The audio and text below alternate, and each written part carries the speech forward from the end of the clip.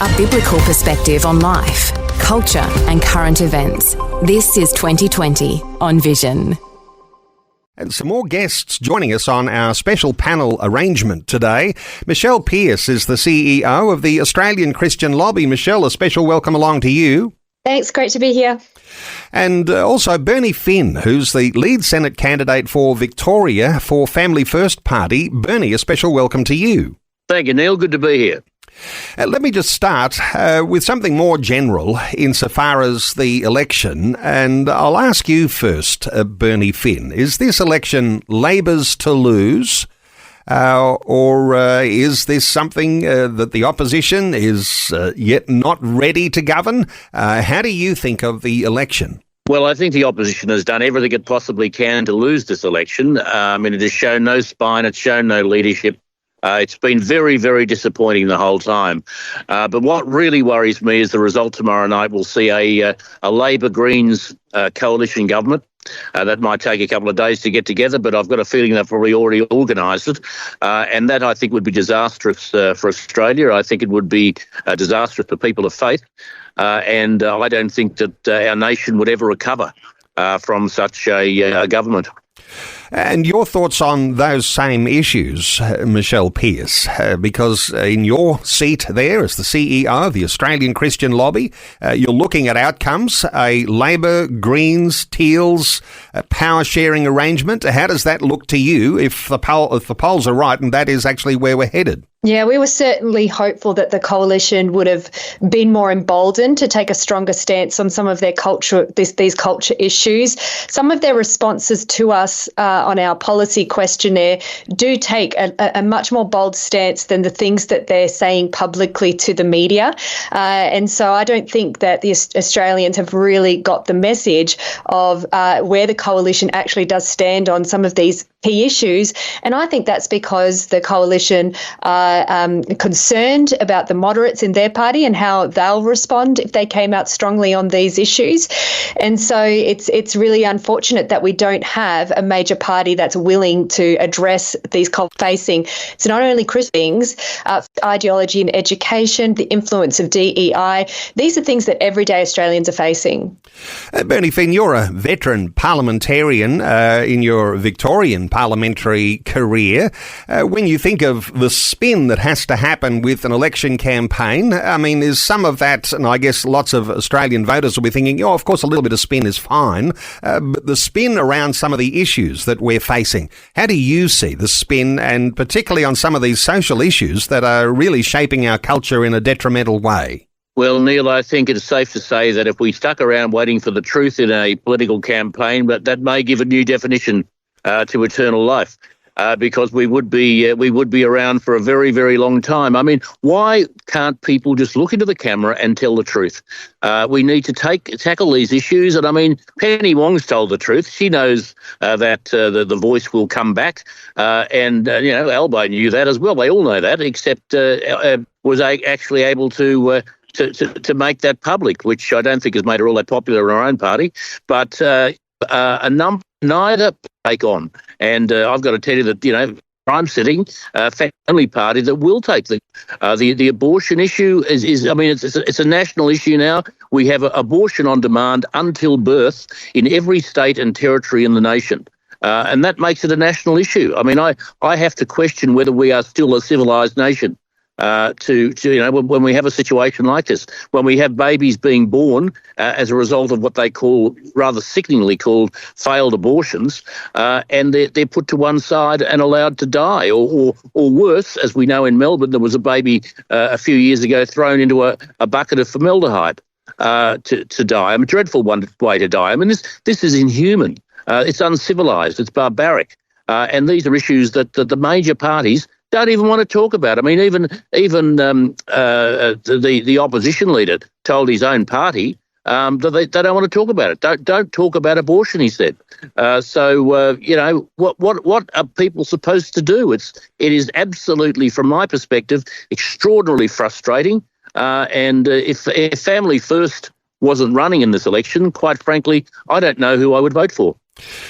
Michelle Pearse, when we hear words like our nation is becoming uncivilized, how do you feel about that? I mean, what are your thoughts? I mean, do you reflect the same way that Bernie Finn does? If we are an uncivilized nation, the battle to get back to being civilized is a challenging one, and you're at the forefront of that battle there as a lobbyist. What are your thoughts? Are we uncivilized, and is this how important this election is? Whether we'll move in a civilized direction, because some are saying doesn't matter who wins, we're not heading that way. What are your thoughts? We're definitely not heading in a direction that's going to be for the betterment of Australia at this point. Bernie's exactly right. Abortion to birth all over Australia is uncivilised, and both the coalition and Labor both need to step in and address this. This is barbaric. But at the same time, we have within state legislation freedoms being overrun: freedom of speech, freedom to pray, freedom to counsel, freedom to preach just according to traditional theological Christian beliefs. This is authoritarian. This isn't democratic. And so certainly we need a federal government that's willing to stand up to the states on this overreach on abortion and on freedoms to make a stand. Now, I'm not hopeful at all that the major parties are going to come to the table on abortion. They've both made that very clear.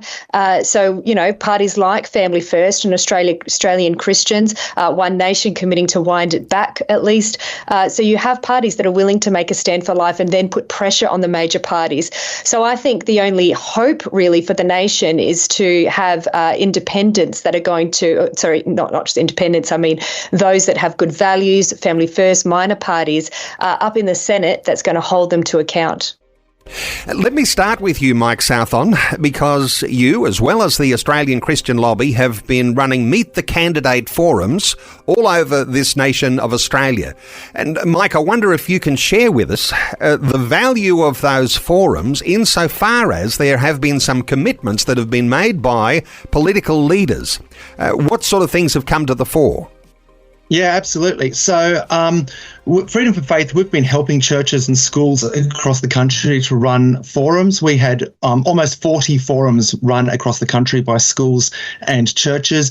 I know that the ACL had quite a few there was some in Western Australia and South Australia and Northern Territory, and some other schools independently did it.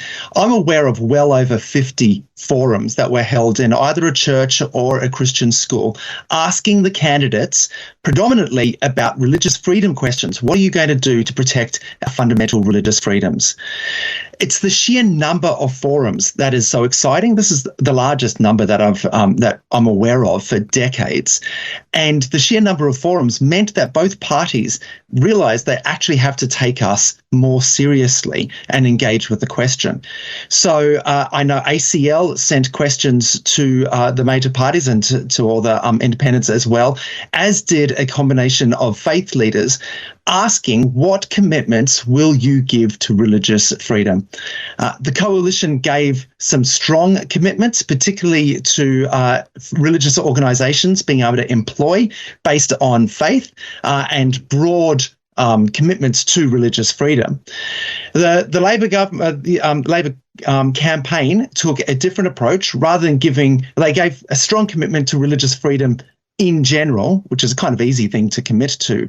But when it came to more detail, their approach was to say they're going to work in a bipartisan way. So they didn't give commitments per se, but what they did say is that they weren't going to go with the Greens, weren't going to go with the Teals to cut a deal. Instead, they're going to only pass legislation that they can get bipartisan, make a deal with the coalition. So that's an encouraging set of commitments. Michelle Pearse, if I come to you here, because sometimes people say, isn't it just a bunch of candidates turning up at a Meet the Candidate forum? But what gets said in those forums is ultimately very, very important, isn't it? How do you feel about some of those commitments that Mike Southon is talking about? And is there anything that's come from some of the ACL Meet the Candidate forums that might inform our discussion today? Yeah, I mean, Meet Your Candidate forums are so strategic because they are the opportunity where you can ask questions and have it on the record what their responses are and then hold them to it post-election. And that's certainly what groups like us and Freedom for Faith have done previously. So they are very important, and we encourage churches to really get involved in hosting one. Also gives you an opportunity to build relationship with your member as well. So certainly some commitments that are needed to be sought. And it also helps to show the candidates and the sitting member the breadth of the Christian constituency as well, because that's really powerful. When they go into when they're elected, they're sitting there and they remember the 100, the 200 people that turned up to that community forum in their electorate. And even 100 is a significant number to come out and to hear from candidates. So that has a big impact on the candidates and on the sitting members themselves. Bernie Finn, as someone who is a veteran of parliamentary career, making commitments before an election is held, how important is that there are candidates and that there are members of parliament who are making commitments before an election and somehow or other creating some accountability to the things they say? What's your experience? Well, I think it's very important that we get candidates to make commitments, but it's even more important that they keep the commitments if they get the opportunity to do so. Many times we have heard politicians tell us what they're going to do after the election to do exactly the opposite. And that's something that I don't think we should tolerate. That's something that I'd like to see change in politics in Australia. And I think it has destroyed the faith of the Australian people in the process. It's very sad to see the level of cynicism in this country, and it's happened purely because politicians, many politicians, if not most, have refused to keep their word. You know, what they say before the election is very different to what they do after the election, and that's the difference with Family First. What we say is what we're going to do, and let me tell you, I'm as committed to doing what we will do after the election as I am now in saying it. Mike Southon, as I understand it, you get all sorts of people to these Meet the Candidate forums, even senior ministers of an incumbent government. And you had Communications Minister Michelle Rowland appeared at one of the Meet the Candidate forums and ruled out any renewed misinformation, disinformation bill. How important do you think that might be? Oh, that was unexpected and a very encouraging commitment. So Michelle Rowland, she turned up to her local church, Lalor Park Anglican Church, as the member for Greenway, and she was asked the question: This legislation has been really quite terrible. You tried it, it failed. Are you going to bring it back? And she flat out said, "No, we've tried it. It's failed. We're going to do other things to strengthen media, but we are not going to be revisiting this again." And the firmness that she gave and the certainty that she gave was really encouraging. So, yeah, really, as Bernie said, the proof is in the pudding if they hold to their promises, but a really encouraging promise. Mike Southon, the last of the Meet the Candidate forums that was hosted by Freedom for Faith, as I understand it, was just last night, and we're in for the election tomorrow. Before I let you go, and I know you'll be leaving us in just a few moments, but your thoughts on the outcome tomorrow, as you've been collating the information, as you've been looking to coordinate all of these Meet the Candidate forums. There's value in that, and they've been meeting in churches. What are your thoughts for what the outcome tomorrow might be? I'm not going to try and make a bet on exactly what the electoral outcome is going to be, but what I can be sure of is that whether it's Mr. Dutton or Mr. Albanese who makes government, we are going to have a Prime Minister who has made a set of commitments on religious freedom. Yet the Coalition's commitments are most definitely stronger, but Labor's ones are ones that we can work with. But what we're going to need to do is not fall asleep for the next 3 years. It's going to be about keeping communication with our local MP of whoever it may be, making sure they remember they kept these promises and making sure that they keep them over the next 3 years.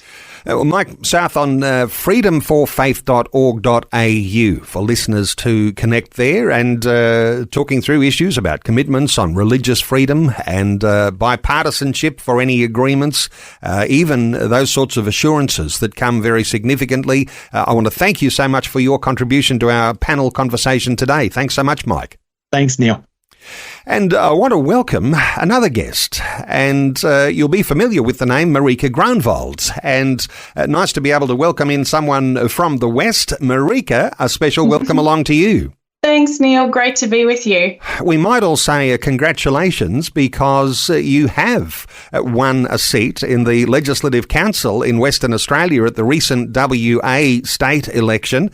And as I understand it, you're still leading the Australian Christians Party. I wonder if you've got any broad overall view as to where Australian Christians are sitting insofar as this federal election goes. Oh, look, for us, obviously we've always had a focus in the West, and it's been tremendous to really solidify that here and be involved.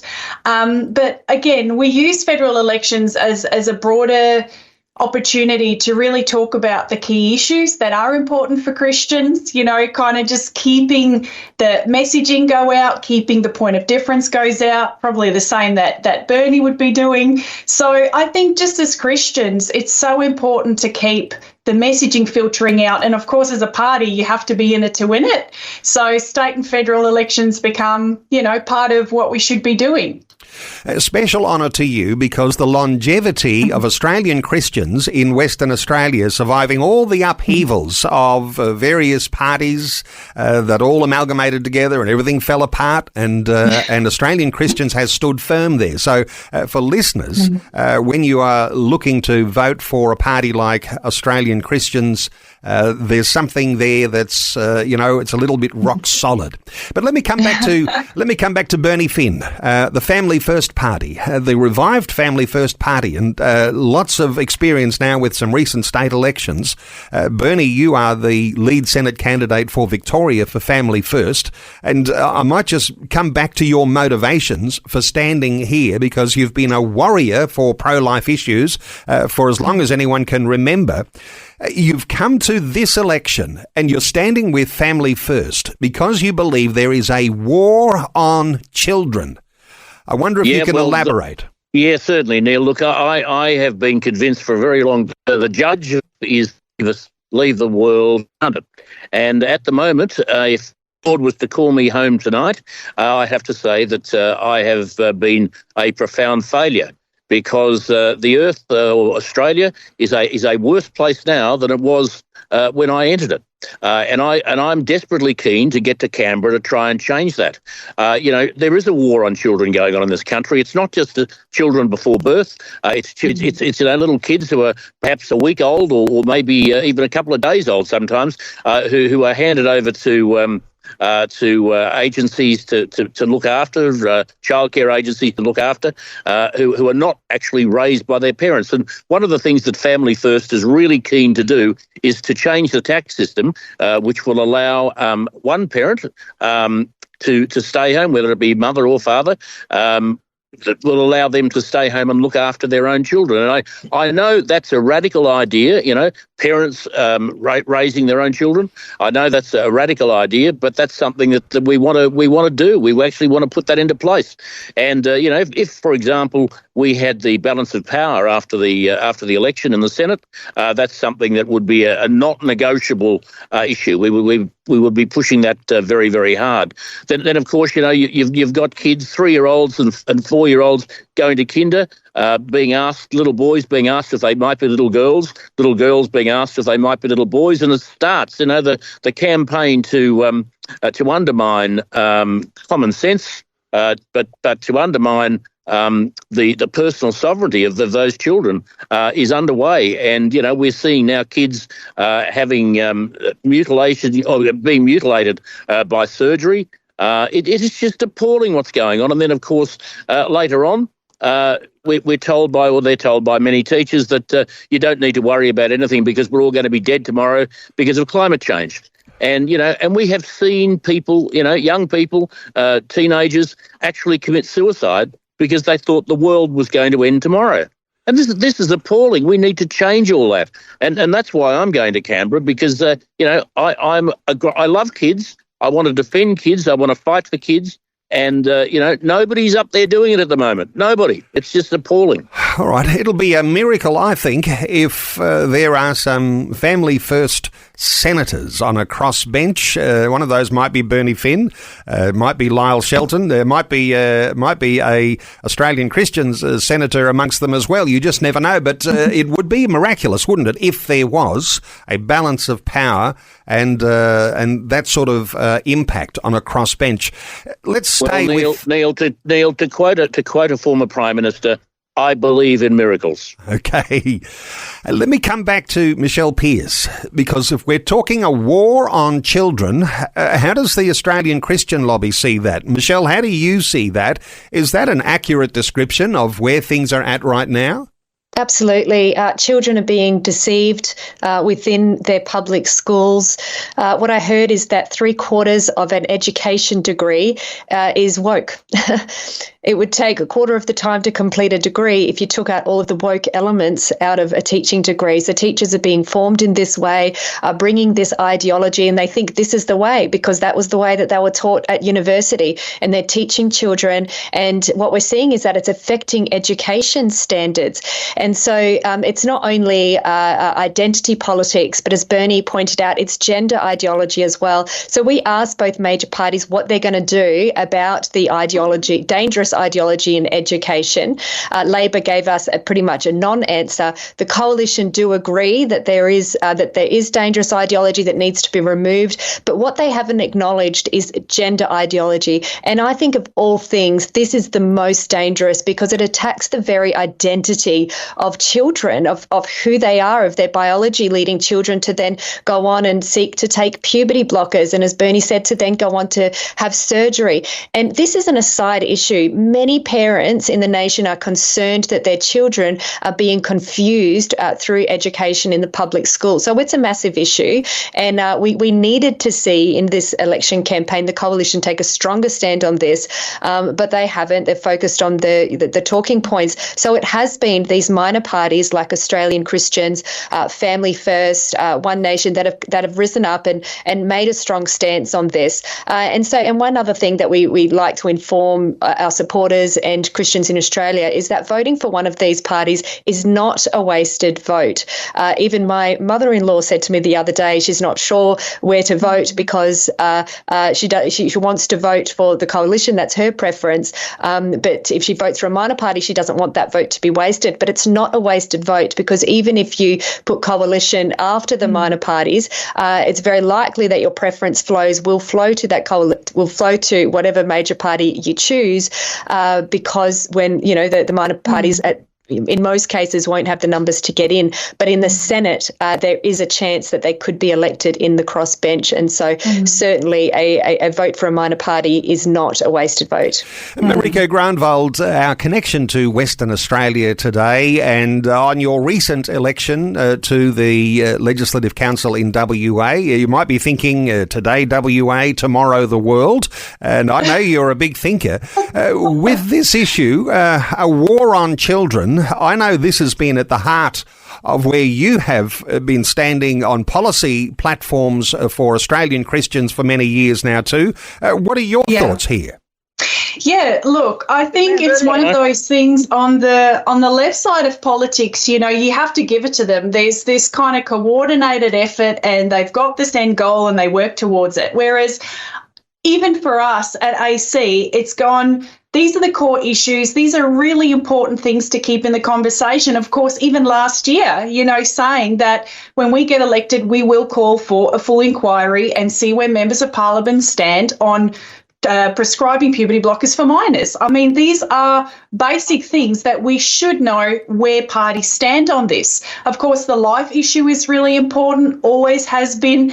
And the fact that, as we said earlier, how do we actually encourage families to keep families strong? So income splitting has been something we've been talking about for the last 10 years. So from a faith point of view, from a family point of view, from a life point of view, you have to keep those main things front and centre. And I think that's what I've loved about AC. It's just been this real consistency to go, what are these key priority areas that no one else is willing to touch or talk about? And how can we lead that conversation? Of course, yes, the innocence of children, protecting children, keeping families strong is sort of at the foundation of that. Let me change direction here just quickly because there's lots of issues we could be talking about. Yes. But Michelle Pearse, anti-Semitism has been unleashed in Australia, and things that we never thought we'd see on our television screens, that we'd never see on our streets. I wonder if you've got any comment here around policies on both sides, the major parties, around anti-Semitism. Is there one side that might look a little healthier than the other? Well, what you can see is that within this election cycle, anti-Semitism hasn't been a key issue for either of the major parties, which shows, I think, that they're both afraid to attack it because, at election time, it's really all about the votes. And so they're always considering who are they going to put off by making this stance. And so instead of being, strongly convicted on the values of, against anti-Semitism, they've ignored the issue. And I think it's because they're afraid of, the pro-Palestinian army, the Muslim vote, that they would lose if they took a strong stance in election time. And that really just speaks to the entire flavour of this campaign. Both major leaders afraid to attack these really important issues that are incredibly important for the future of our nation and who we're becoming.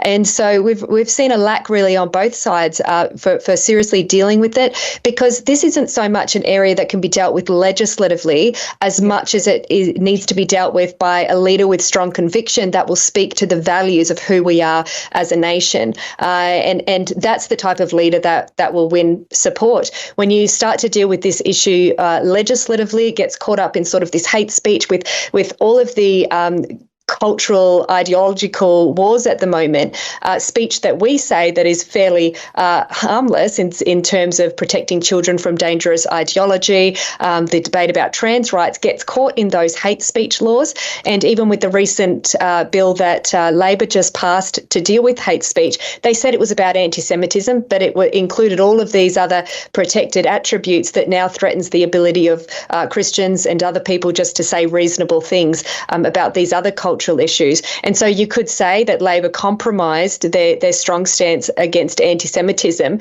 by making a bill that was meant to be addressing that about other things as well. Well, we've had to farewell Bernie Finn, who's busy campaigning today, actually at a polling booth in Melbourne. He is the lead Senate candidate for the Family First Party, but remaining with us for our special presentation today as we preview tomorrow's federal election. Michelle Pearse, who's the CEO of the Australian Christian Lobby, is with us, as is Maryka Groenwald, who leads the Australian Christians Party in Western Australia. If I come to the issues around, almost connected with a war on children, there are all sorts of issues that are in play, things like DEI. Now, I'll come to you here, Michelle, because this diversity and equity and inclusion, this has dominated politics, I suspect, on both sides of the major parties. And there looked like a little bit of a glimmer of light with a Trump effect earlier, but that seems to have disappeared with tariffs and such things that have put Trump out of favour. Where are we at, do you think, in this election around issues of DEI? Yeah, we did see some good comments from Peter Dutton early on in the campaign about removing diversity, equity and inclusion from the public service. So that was positive, but it's gone off the radar a bit more recently. But yet the commitment is still there that they would cut diversity, equity and inclusion officer jobs in the public service. Now that's a really positive commitment because it is having such a negative effect on the workplace and actually inhibiting people with the necessary qualifications from getting the jobs, which then inhibits productivity. So the coalition have recognised that that diversity, equity and inclusion is affecting productivity and they need to do something about it. We did see a strong move against it in the United States for good reason. But I think because of the sentiment against Trump at the moment, perhaps that's a reason why Dutton is shying away from this. But they have made a commitment to cut public service jobs. That remains, even though they've gone a bit soft on it, saying that is more by natural attrition. But in any case, we'll certainly be putting pressure on them after the election to address diversity, equity and inclusion. And there's also things that the public service has signed up, the trans lobby, the LGBTQ agenda in the workplace as well. There's many government departments that have signed up to get the tick from the LGBTQ lobby, which then enforces this sort of ideology into the workplace. And so that's certainly something that has to be addressed. Maryka Groenwald, how do the things look from your perspective around issues to do with DEI? Because everybody gets caught up with DEI except Christians who appear to be the black sheep of the family and get left out of things in all of this and in a very detrimental way. What are your perspectives as we head into a federal election? Yeah, absolutely. For me, even listening to Michelle then, it's so interesting when you look at the policies that often workplaces will have. It's DEI, but it only applies to a certain group of people. It only applies to a certain networked social group. I mean, I've had so many people over the years that have emailed me to say, classic example, wear it Purple Day. As someone that is in a professional working environment, they do not want to participate in something that violates their beliefs. So you've had councils, local governments who have said, well, Wear It Purple Day is optional, but you're obviously singled out. If you don't have the ability to opt out of these ideologically driven days, how is that DEI? So one thing we did last year is we just had a template email, really gracious, to say, look, this is not something I believe I have to participate in, and I would ask that, I'm either granted a day's leave or that we scrap this altogether. So I think on the Christian conservative side, there has to be gracious pushback. And so if we're not actively involved in that conversation to say, well, look, we would really value a diverse working place where everybody's welcomed, but that does include Christians, and that actually does include people of a range of beliefs not participating in things like Wear It Purple Day or Rainbow Day, etc., which is not appropriate for the workplace anyway. So I have seen a bit of pushback in the West on that, which is encouraging. But of course, not a lot of people want to send that email to HR. Not a lot of people want to put themselves in a situation where they might be seen as, again, discriminatory. And this is what they have done so well. Everybody else can have an opinion, but the minute that you put your reservation on record, all of a sudden you're the baddie. So we need to try and change that conversation and make it easier for people to say, look, graciously object to this, or you need to change your policy. Michelle Pearse, in the broad construct of what freedoms looks like, and when you've got things like DEI and Christians so often put at a disadvantage, courts being weaponised, so far as freedoms go, we're here on the eve of a federal election and the outcome will be important. What are your thoughts here for how freedom might look after tomorrow's vote? Yeah, I think you've got to look at the worldview of the major parties, particularly the major party leaders, and what we heard in the answer from Labor when we asked them about protection for faith-based schools was an answer that was about protecting people for who they really are. Now we hear this phrase pushed around a lot by the Labor Party, who they really are. That really means that if somebody identifies as another gender, that's who they really are. And the Labor Party are more interested in protecting, the trans rights or people who want to change their genders or identify as something that they're not over religious freedom. And they see it as a competition of rights. They see it as a conflict of rights. Whereas the Coalition's answer was much more in line with the fundamentals of religious religious freedom, no matter what. But the question is, who's going to be willing to actually put forward legislation that's going to protect these rights? Because it's absent at the moment, and we haven't got commitments from either of the major parties that they're going to bring forward a religious discrimination bill at all. But the context has actually changed since the Scott Morrison religious discrimination bill, where we're seeing such abuses of freedom at a state level. You can't pray, you can't teach, you can't preach according to a biblical sexual ethic, abuses of freedom of conscience, as Maryka was saying, at the workplace level as well, that we need legislation that really addresses all of these issues, the freedom to pray and teach and counsel, the freedom to resist ideological pushes within the workplace. That's what we need a major party to do, to protect the fundamental freedoms that we've actually committed to as a nation within our commitments to the International Covenant on Civil and Political Rights. But because of the abuses on the state level, we need federal legislation. So if then somebody is taken to court, they at least have Commonwealth law to hold on to. Sometimes issues around freedom sound so complex, don't they? But when you boil it down to the freedom to be able to send your child to a school that teaches your biblical values around marriage and family, that really makes it very easy. But that is something that may well be under further threat. Maryka, any thoughts here about the threats that we might be up against if there are different ways that government is formed, whether it's power sharing arrangements? It could be on both sides. What are your thoughts here for how that freedom looks and whether it will actually be under threat? Yeah, look, they know that amending sex discrimination acts or equal opportunity acts at a state level is an effective way to diminish those freedoms. And so what Michelle is saying, what I've often thought is if there's more courage federally to actually own that position, to say, of course, we're a nation that supports religious expression. Of course, we're a nation that values the right of schools to teach how they teach. I mean, we've done it effectively for decades and decades. Why is this now an issue? But it lacks the courage and it lacks the conviction. So unless we have leaders willing to say, when you look at our freedoms, our fundamental freedoms, if we're not owning that position and comfortably owning that position, of course the left's going to drill a hole in it. And it's the same in WA. I mean, we've been battling the equal opportunity legislation here.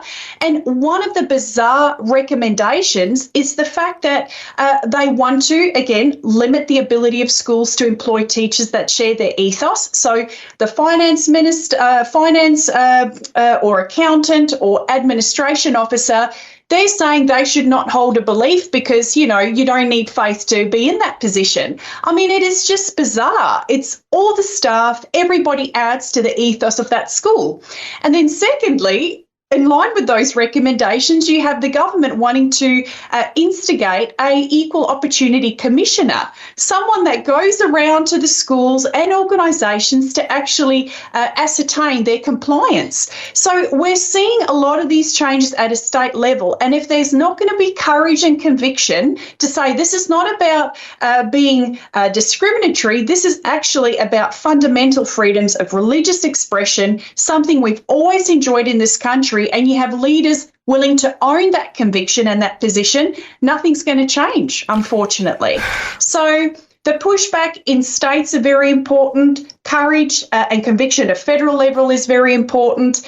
And honestly, that's kind of where I'm at. I'm going, Lord, please encourage these leaders to understand there are fundamental shifts here at play. And I just pray that there's the conviction to own these positions that actually benefit Australians from living out those freedoms. Well, our listeners will appreciate that having the two of you, Michelle Pearse and Maryka Groenwald, two of the most prominent, politically active Christian women in our nation. Let me ask you about women, and I'll put you on the spot here. Better for women under Albo or under Dutton?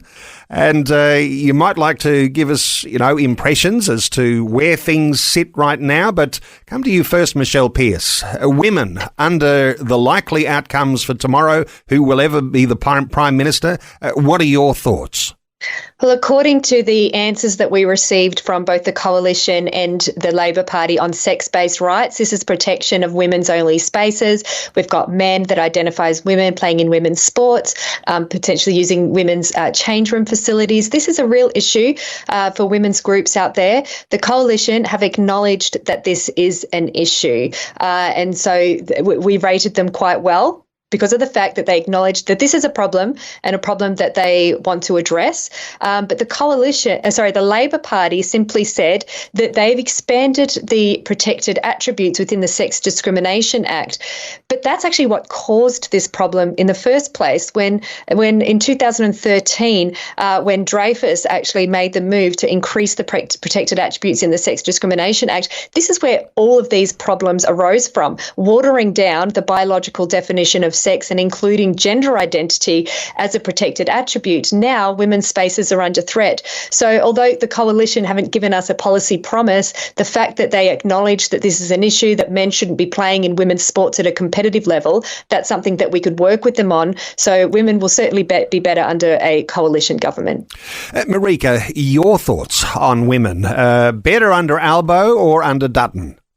Look, I just look at the facts and look at their policy. I mean, if you can't even define a woman, that's a problem in itself. But certainly from a state perspective, from a federal perspective, definitely under a coalition government, there's more of a willingness to actually understand the facts. And purely from a family legislation point of view as well, I think if we're really looking at protecting our children, and that comes into the whole role of being women and being mothers, definitely under a coalition. There has been a reluctance from both sides to engage in any of these issues because they've classified them under a banner of culture wars, and it seems to be such a tightly controlled election campaign from both sides of the major parties. I wonder whether, if we're only short of time now, predictions, tomorrow night's outcome, when the votes are being counted, when they're falling one way or another, I wonder whether you've got any prediction as to where you think things are going to look tomorrow night. Michelle Pearse, start with you. What do you think the likely outcome is tomorrow, given the opinion polls say one thing, but maybe they're all wrong? I think the likely outcome is we're going to see some really solid, good Christian people elected into both the House of Reps and the Senate. And I think that that's going to give us something to work with over the next term to turn the tide, to turn things around. And I really believe that that's God's plan for this election. So we might be despondent by the outcome. It might be Labor, Greens and a few left-wing independents. That might be the case, which won't be good for advancing Christian causes over the next 3 years. But my encouragement to listeners is whatever the outcome, don't be despondent, because God is still at work. And I know that there are some really solid, good Christian people running, in the minor parties, but also in the coalition as well. Some even solid Christian Orthodox members in the Labor Party. So whoever it ends up being, I do believe that it's God's plan that there will be some solid, good Christian people that will be elected. And Maryka, your predictions for the outcome? Yes, look, it's going to depend on a few key states in what marginal seats they can swing. But honestly, this has been one of those elections that has really stumped me, because you look at state results and then you try and make sense of, hey, how might that translate into federal? And honestly, it's just been such an anomaly. But I think, if I can digress for a minute, it does raise a big or it makes us very aware that the young people have to be engaged in all our work that we're doing politically, in how we're educating, encouraging. There's a huge amount of young people that obviously are branching off to other parties. And of course, that's something that we have to look at and having an impact on the overall results. So whilst, unfortunately, I don't see a majority coalition government in place, it is going to make it tricky. Unfortunately, given that it might be a hung parliament, but even in that, there's opportunity. So perhaps, like Michelle said, not the ideal outcome, but definitely something that we can work with nonetheless. Well, I want to thank the two of you for your wonderful input today, helping clarify a lot of issues, no doubt, for a lot of listeners. Michelle Pearse, who's the CEO of the Australian Christian Lobby, and Maryka Groenwald, who leads Australian Christians Party in WA, and of course, standing candidate candidates around the nation for the federal election. Let me just, before we just say farewell, some resources. The australiavotes.org.au website, the most comprehensive research you'll find anywhere for a Christian position on how the election looks for tomorrow. australiavotes.org.au. You can check the Christian Values checklist at christianvalues.org.au. The Cherish Life website has some life issues. Where do they stand? At cherishlife.org.au, and Family Voice Australia's familyvoice.org.au website for their Vote Wisely checklist. To you, Michelle, and to you, Maryka, thank you so much for taking time to share your thoughts with listeners today on 2020. Thanks so much. Thanks very much. Thanks for taking time to listen to this audio on demand from Vision Christian Media. To find out more about us, go to vision.org.au.